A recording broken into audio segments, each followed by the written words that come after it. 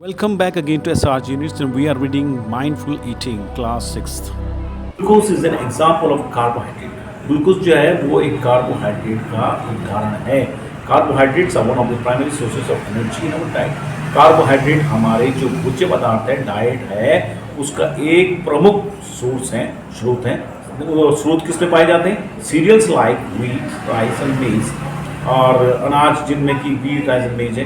Serials like wheat, rice and maize, vegetables like potato and sweet potato, vegetables like potato में, sweet potato में, और fruits like banana, pineapple में, mango में are some sources of carbohydrates. Do you know that common sugar is also type of carbohydrate? क्या आपको पता है कि जो कॉमन शुगर हम इस्तेमाल करते हैं, चीनी इस्तेमाल करते हैं, वो भी कार्बोहाइड्रेट का ही एक रूप है। बेसन और व्हीट फ्लावर, बेसन या व्हीट फ्लावर, आटा and ghee are among the main ingredients of the laddus, along with fruit, edible gums, nuts and seeds. बेसन और wheat, आपको पता है कि why do we think we prefer laddus as a part of a traditional diet winter? Winter के समय में हम लड्डू का क्यों प्रयोग करते हैं डाइट में? क्योंकि बेसन, wheat, घी और गोंद और नट्स और सीड्स, घी, ये सब उसमें मिले होते हैं जो कि गर्म होते हैं।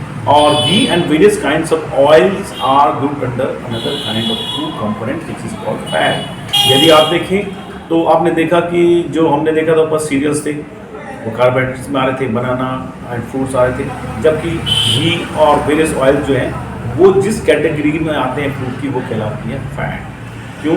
क्योंकि ये एनर्जी गिविंग है। Sources of fats can be from plant और एनिमल्स।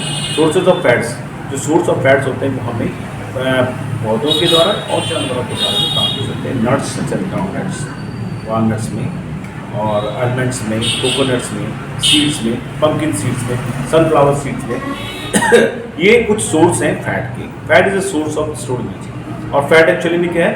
वो सोर्स है एनर्जी का, स्टोर्ड एनर्जी का, जिसमें कि एनर्जी स्टोर होती है। Now we move to carbohydrate. Carbohydrates and fats provide us energy for performing their activities. Carbohydrates और फैट्स हमें क्या प्रोवाइड करते हैं? वो हमें ऊर्जा प्रदान करते हैं ताकि हम विभिन्न क्रियाकलापों को कर सके, सक्षम हो सके उसे करने में।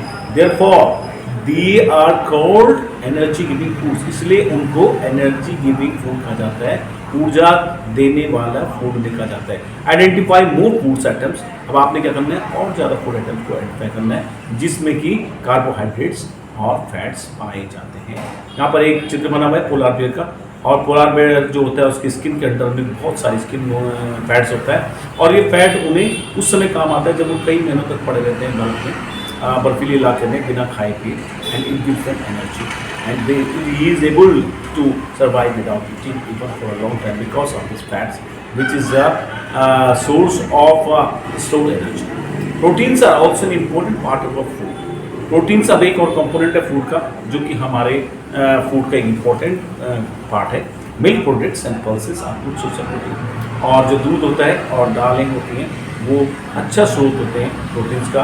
Sports person need proteins from plants as well as animals. Sports person need proteins in large quantities to build their muscles. Sports person को प्रोटीन की बहुत ज़्यादा जरूरत होती है अपनी बॉडी और मसल्स बनाने के लिए। People get protein from plants as well as animals. लोगों को ये प्रोटीन प्लांट से और जानवरों से, दोनों से प्राप्त होती है।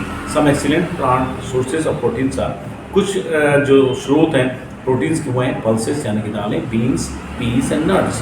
Animal sources of proteins are milk, paneer, egg, fish and meat. Milk, paneer, अंडा, मछली, meat. Proteins rich food helps in growth and repair of a body. प्रोटीन से भरे हुए जो भी खाना हम खाते हैं वो हमारे शरीर को ग्रोथ पहुँचाते हैं और रिपेयर भी करते हैं।